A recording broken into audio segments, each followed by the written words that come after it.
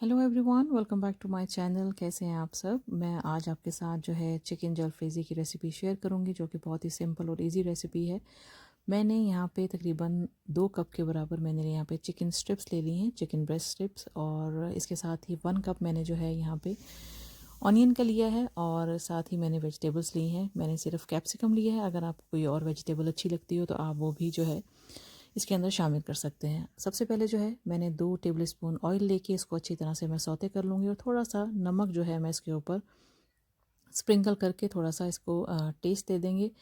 और उसके बाद जो है मैं इसको निकाल के एक साइड पे कर लूँगी। और यहाँ पे मैंने 2 एग्स जो हैं वो अच्छी तरह से इसको बीट कर लिया है, थोड़ा सा नमक डाल के। और इसको मैं इस तरह से इसका स्क्रम्बल एग टाइप जो है मैं इसको बना के रख लूँगी। और उसके बाद जो है ये दोनों चीज़ें हमारी रेडी हो जाएंगी, और साथ ही जो है फिर हम चिकन के साथ इसकी कुकिंग शुरू करेंगे। इस तरह से एग को आपने बना लेना है और इसके छोटे छोटे से पीसेस कर देने हैं।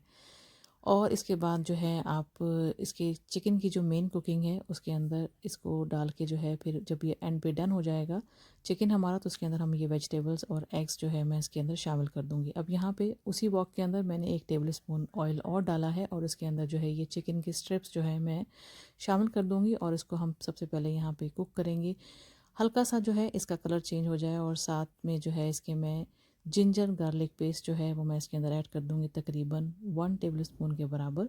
और इसके साथ जो है अच्छा सा मिक्स करने के बाद इसकी जो है खुशबू जो है इसके अंदर शामिल हो जाए, और चिकन जो है वो अच्छी तरह से कुक हो जाए। थोड़ी देर के बाद जो है मैं चिकन जब इसकी कलर जो है वाइट होने लगेगा, तो मैं इसके अंदर थोड़ा सा पानी ऐड करूँगी ताकि चिकन फुली गल जाए। और इसको मैं कवर करके रख दूँगी।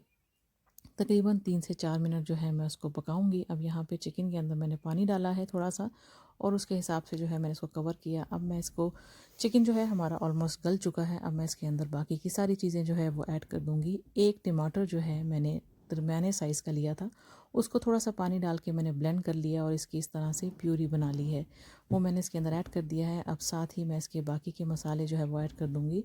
इसके अंदर मैंने सोया सॉस डाला है 1 टेबलस्पून भर के, और इसके साथ ही जो है मैंने इसके अंदर गरम मसाला पाउडर डाला है 1 टीस्पून। 1 टीस्पून ही इसके अंदर जो है क्यूमिन सीड्स का पाउडर भी जाएगा। रेड चिली पाउडर आप अपने टेस्ट के मुताबिक डालेंगे, मैंने थोड़ा ही ऐड किया है। और यहाँ पे मैंने कोरिएंडर पाउडर भी 1 टीस्पून ऐड कर दिया है। हाफ़ टी स्पून जो है मैंने इसके अंदर हल्दी ऐड कर दी है। नमक जो है आपके जायके के मुताबिक जाएगा, मैंने थोड़ा सा अपने हिसाब से डाला है। अब यहाँ देखें इसकी शक्ल जो है सारे मसाले मिक्स करने के बाद इस तरह से हो जाएगी। 2 मिनट आपने पकाना है इसको। और इसके बाद जो है मैंने यहाँ पे ये केचप ऐड किया है, तकरीबन 2 टेबलस्पून भर के। केचप के साथ इसका बेहतरीन और मज़ेदार टेस्ट बनता है। और इसके साथ जो है मैंने हल्का सा इसको मिक्स कर लिया है, क्योंकि चिकन जो है ऑलरेडी गल चुका है। बस हमने मसालों के साथ इसको 3 से 4 मिनट के लिए कुक करना है। और इसकी ये जो ग्रेवी, जो मसाला आपको नज़र आ रहा है, ये इसी तरह से थोड़ा सा गाढ़ा गाढ़ा सा ही रहेगा। अब ये ऑलमोस्ट रेडी हो चुका है, और मैं इसको जो है बाकी जो मैंने वेजिटेबल्स और एग्स जो है वो मैंने ऑलरेडी जो कुक किए हुए थे उसको मैं इसके अंदर मिक्स कर दूँगी। और इसके साथ ही ये मुकम्मल तैयार हो चुका है।